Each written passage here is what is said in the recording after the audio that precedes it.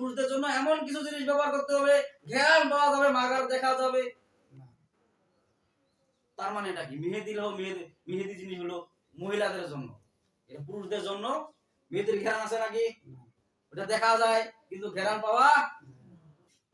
নবীজি আরো বলেছেন, কোন নারী যদি ঘ্রাণ সংগ্রহ করে, ঘ্রাণ যদি শরীরের মধ্যে লাগায়, সে যদি রাস্তাঘাটে চলাচল করে, আর যুবক যদি আকৃষ্ট হয়, যত পরিমাণে যুবক আকৃষ্ট হবে তত পরিমাণে জেনারগুলো তার আমলনামায় চলে যাবে। বলেন না?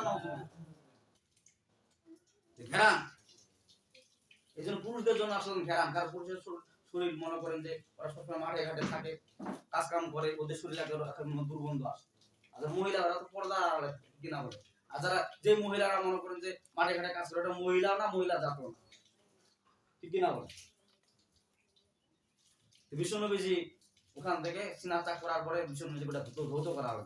বিশ্বনবীজি বলতেছেন যে আমার কে যেন সিনা চাক করতেছে, আমি বুঝতে পারতেছি সিনা চাক করতেছে, আর ওখান থেকে আমার সিনাটা চাক করার পরে ওখানে জমজমে পানি দিয়ে আমার সিনাটাকে ধৌত করে দিলেন। জিব্রাইলকে জিজ্ঞাসা করলেন, হে জিব্রাইল, আমার সিনা চাক করা হচ্ছে কেন?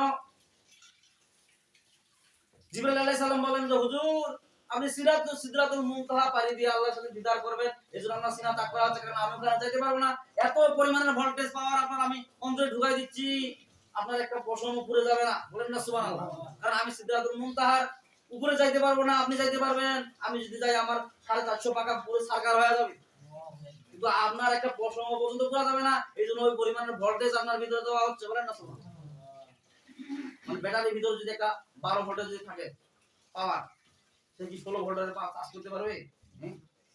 ওরকম বিশ্বনবী যে 12 ভোল্টের আছে, আর আল্লাহ ওখানে দিতে গেলে 1000 ভোল্টের পাওয়ার লাগবে। সে 1000 ভোল্টের পাওয়ার বিশ্বনবী যে সিনা চাক করে ভরাই দিলেন। বলেন না সুবহানাল্লাহ?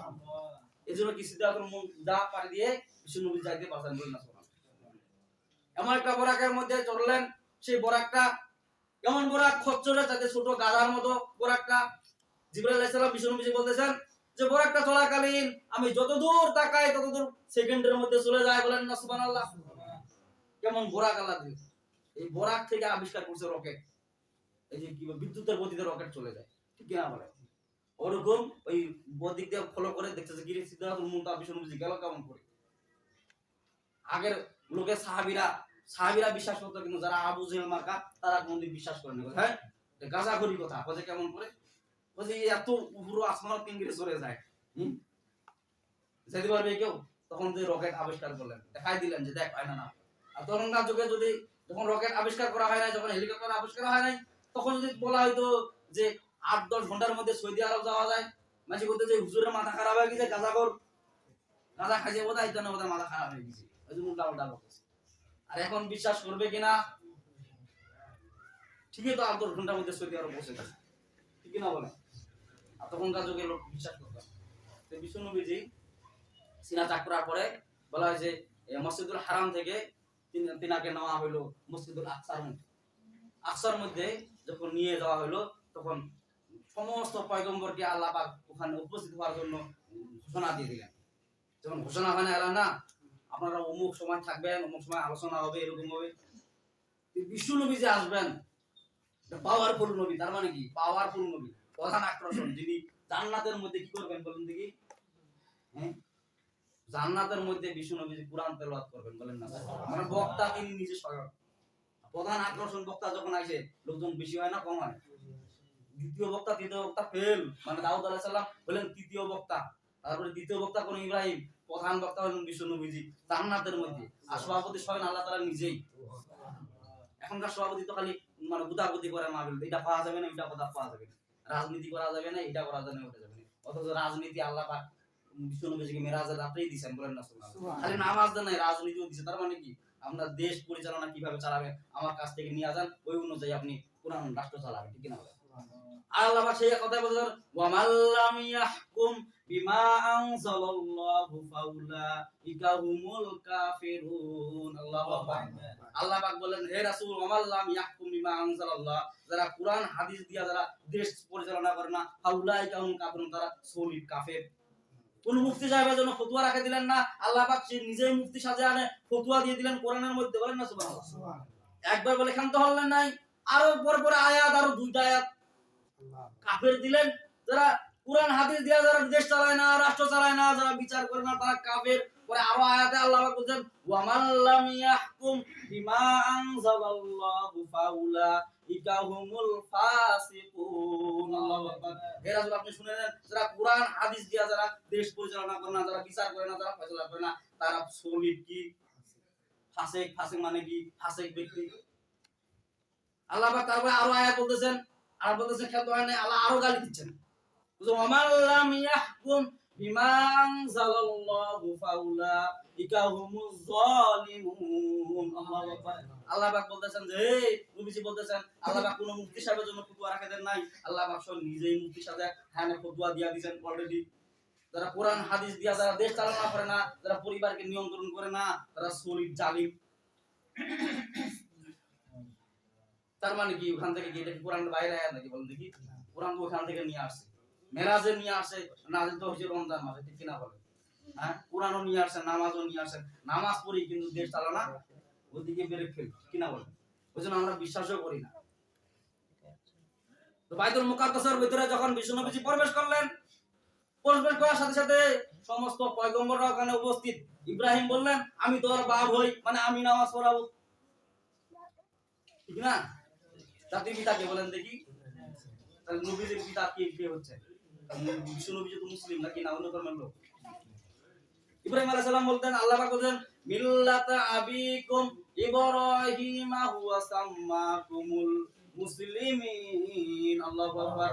আল্লাহ পাক নাযিল করেন, দেন আয়াত নাযিল করেন, হে নবীজি আপনি শুনে রাখেন, মুসলিম জাতির পিতা হলো হযরত ইব্রাহিম আলাইহিস সালাম, তার মানে আমারও আপনারও পিতা হলো ইব্রাহিম। ইব্রাহিম কইছে আমি বাপ হই, তার মানে কি আমি নামাজ পড়াবো, এখানে নিয়মকে আমি করব। মুসা কইছে আমি নামাজ পড়াবো, বলে কেন? বলে আল্লাহ স্বয়ং সরাসরি সাক্ষাতে আমার সাথে কথা বলতে দূর পাহাড়ে। এক একজনকার জ্ঞান আছে না নাই? ওর লেখাপড়া বেশি, মুই নামাজ পড়াম। মসজিদের মধ্যে আছে একদম মাসআলা হলো, যেখানকার যে ইমাম নিযুক্ত করা হয়েছে সেই নামাজ পড়াবে। যদি অন্য কেউ যদি বড় জাননে বলা, যদি টাইটেল বড় মাওলানা হয়, তার বড় কোনো ইচ্ছা নাই না। বিষ্ণু নবীজি উনিও মনে মনে ভাবতেছেন, বলছে এখানে অসংখ্য পয়গম্বর দেখা যাচ্ছে, মুসা ঈসা সমস্ত পয়গম্বর এখানে আছে, নামাজ কায় পড়াবে? জিবরাইল আমিন বললেন হুজুর আপনি নামাজ পড়াবেন। জিবরাইল দাঁড়ায় আনে একামত দেওয়া শুরু করে দিয়ে দিল। দেওয়ার পরে নবীজি নামাজ পড়ালেন। নামাজ পড়ার পরে বলতেছে এই তোমরা মনে করতেছো যে তোমরা মনে করছো আমার মুরব্বী, ঠিক আছে আমি শেষ নবী, কিন্তু তোমাদের আগে আমার জন্ম। বলেন না তোমাদের আগে কার জন্ম? বলছে আদমকে তোমরা চিনো? বলছে চিনি তো। বলছে আদমকে তার আগ থেকে আমি চিনি। তোমরা কতদিন চিনো? জিবরাইলকে তোমরা চিনো? বলছে কি? তো জিবরাইলের আগ থেকে আমি জিবরাইলকে চিনি। যখন জিবরাইলকে তৈরি করা হয় নাই তখনই আমি জিবরাইলকে চিনি। যখন আদমকে সৃষ্টি করা হয় নাই তখন থেকে আমি আদমকে চিনি। তার মানে কি আমি সবচেয়ে বড়। আল্লাহু আকবার। নবীজি সবচেয়ে। এই ঘটনা দেখার পরে যখন বিশ্ব নবী ফজরের নামাজের পরে বয়ান করতেছেন, সাহাবীদেরকে নিয়ে আবু জেলও ঢুকছে। দেখি নবীজি বয়ান করতেছেন, আমি মসজিদুল হারাম থেকে মসজিদুল আকসা পর্যন্ত ভ্রমণ করেছি এবং মসজিদুল আকসা ফিলিস্তিনের মসজিদ আমি দেখে আসছি। বলেন না সুবহানাল্লাহ। ওটা ছিল আমাদের প্রথম কিবলা, যেটা কিবলা নিয়ে ষড়যন্ত্র করা হচ্ছে, ঠিক কিনা বলেন? নাস্তিকরা বেঈমানরা সেই মসজিদের ষড়যন্ত্র করে মসজিদুল আকসা নিয়ে, ঠিক কিনা বলেন? সেটা আমাদের প্রথম কিবলা এই মসজিদুল আকসা। সেই মসজিদুল আকসার মধ্যে নবীজি ভ্রমণ করলেন, বললেন যে আমি সমস্ত পয়গম্বরের আমি শ্রেষ্ঠ পয়গম্বর হয়ে ইমামতি করেছি। বলেন না সুবহানাল্লাহ। স্বয়ং জিবরাইল আলাইহিস সালাম ইকামত দিয়েছেন, নামাজ পড়াইছেন 2 রাকাত। কয় রাকাত? 2 রাকাত নামাজ পড়াইছেন। এভাবে এসে মসজিদে বয়ান করতেছেন। আবু জেল উদ্দাস হইবা, এরা এসে বলতেছে যে এই তো হুজুরকে আটকে দেওয়া যাবে। তার মানে কি? হুজুরক ব্রেক করে দেওয়া যাবে? হুজুরের মাথা খারাপ হয়ে গেছে। বলে কেন? মসজিদুল হারাম থেকে যিনি মসজিদুল আকসা পর্যন্ত রাতের কিছু অংশ বলে ভ্রমণ করছে, এটা কি বিশ্বাস করা যায় নাকি? গাজাখড়ি কথা কয় কয়েক কিছু সংকটের মধ্যে সৌদি আরব যায় উপস্থিত হয়েছে, বাংলাদেশ থেকে কয়েক সেকেন্ডের মধ্যে উপস্থিত হয়ে গেছে সৌদি আরব। এই হুজুরের মাথা খারাপ হয়েছে, কয়েক সেকেন্ডের মধ্যে যাওয়া যায় নাকি? হ্যাঁ, আর কয়েক সেকেন্ডের মধ্যে রাসূল বিশ্বনবীজি মসজিদুল হারাম থেকে মসজিদুল আকসা ফিলিস্তিনে নিয়ে গেছে। যখন এইভাবে বলা শুরু করে দিলেন, আবু জেল কাছে এই তো ইসলাম থেকে মুসলমানদেরকে বিভ্রান্ত করার জন্য একটা ফতোয়া পাওয়া গেছে। বলে কেন? বলে আজকে দেখ ফজর নামাজ কায় পড়িবা আসে নাই? বলে আবু বকর আসে নাই? বলে আবু বকরের বাসায় চল, যাই কইবো হুজুরের তো মাথা খারাপ হয়ে গেছে। বলে কেন? কয়েক সেকেন্ডের ভিতরে তিনি মসজিদুল হারাম থেকে মসজিদুল আকসা পর্যন্ত ভ্রমণ করছে এবং মসজিদুল আকসার মধ্যে বহু রকমের জিনিস দেখছে, তিনি ইমামতি করছে। আবু জেল বলতেছে যে চল উদ্বাস সাহেবরা ওরা গেছে, যা কথা যে হুজুর আবু বকর যা বলতেছে যা আবু বকর যা বলতেছে তো তোমার হুজুরের তো মাথা খারাপ হয়ে গেছে, কোন ইসলাম মানো তোমরা, কোন কোরআন মানো? কেন বলছে যে উনি যে মসজিদুল হারাম থেকে মসজিদ আকসা কয়েক সেকেন্ডের ভিতরে যায় উনি ভ্রমণ করে মসজিদুল আকসা দেখিয়েছে। আবু বকর বললেন যে কথা কে বলেছে? বলছে নবীজি বলেছে। বলেন না সুবহানাল্লাহ। হযরত আবু বকর রাদিয়াল্লাহু আনহু কান্না শুরু করে দিলেন, বলেন যে নবীজি যদি বলে থাকে আমি সেই কথা বিশ্বাস করি। বলেন না সুবহানাল্লাহ। সিদ্দিক আকবর ইবনে কুহাফা রাসূলের রব্বিকাল সায়া সবি। বলেন না সিদ্দিক আকবর ইবনে কুহাফা রাসূলের রব্বিকাল সায়া সবি। আল্লাহু আকবার। যখন আবু বকর এই কথা বললেন, এই কথা যখন বিশ্ব নবীজির কানে গেলেন, নবীজি বললেন তুমি আবু বকর না, তুমি সিদ্দিক আকবর। আল্লাহু আকবার। মানে কি আমার যেখান থেকে আমার কোনো কথা পাইলে তুমি সেটা বিশ্বাস করো, তার মানে তুমি সত্যবাদী। সিদ্দিক মানে কি? সিদ্দিক মানে সত্যবাদী। আমার পক্ষ থেকে তুমি যেই কথাটাই পাও সেটাই বেশি করার জন্য তুমি সিদ্দিক আকবর, মানে সবচেয়ে বেশি সত্যবাদী। বলেন না সুবহানাল্লাহ। তখন আবু জেহেল উতবা সাইবার কাছে একটা দরবেশ আসলো। দরবেশ আসি বলতেছে যে তোমার হুজুর যদি মসজিদে আকসা যদি যায় ভ্রমণ করে, বলে তো দেখি তোমার হুজুরকে প্রশ্ন করবা মসজিদের আকসার দরজা কয়টা, জানালা কয়টা। দেখলাম হুজুর বের হয়ে যাবে। কারো বাসায় কেউ যদি মেহমান খেতে যায়, ওর বাড়িতে দরজা বানায় নাকি, বুদ্ধি জানালা বানায়? আমি একজনকে বাসায় দাওয়াত খেতে গেলাম, দাওয়াত খাওয়ার জন্য নিয়ে গেছে, আমি দাওয়াত খেলাম, চলে আসলাম। এই আমি কি ওই দরজা বানাবো? এক খান দুই খান কয় খান দরজা আছে না আছে, এগুলো কি কোনো টাইম আছে? হ্যাঁ, বিষ্ণু নবীজি কে বললেন যে হুজুর, আবু জেহেল বলতেছে মুরব্বী লোক, মানে চাচা হবে, চাচা। চাচা সাহেব বলতেছেন এই মোহাম্মদ, আব্দুল্লাহ বেটা মোহাম্মদ, তুমি যদি বাইতুল আকসা দেখে আসো, বলো তো দেখি বাইতুল আকসার মধ্যে কয়টা দরজা আছে, কয়টা জানালা আছে। তুমি বুঝি বলছো এগুলো তো আমি গোনা বাদ যাইনি। আল্লাহ পাক সাথে সাথে সূরা বনী ইসরাইল আয়াত নাযিল করে দিলেন। আল্লাহ পাক বলতেছেন হে রাসূল আপনি বলেন সুবহানাল্লাযী আসরা বিআবদিহি লাইলাম মিনাল মাসজিদিল হারাম ইলাল মাসজিদিল আকসাল্লাযী বারাকনা হাওলাহু লিনুরিয়াহু মিন আয়াতিনা ইন্নাহু হুয়াস সামিউল বাসীর। আল্লাহু আকবার। আল্লাহ পাক আয়াত নাযিল করতে আল্লাহ বলেন সুবহানাল্লাযী, ব্যতিক্রম ধর্ম। আল্লাহ আয়াত নাযিল করেন ব্যতিক্রম ধর্ম, মানে রাসূলের ব্যাপারে শানে আল্লাহ পাক ব্যতিক্রম ধর্ম আয়াত নাযিল করেন। সুবহান, এটা কি প্রশ্ন করতেছে? ওটা আশ্চর্য ঘটনা, আমি যদি আল্লাহ করে দিতে পারি।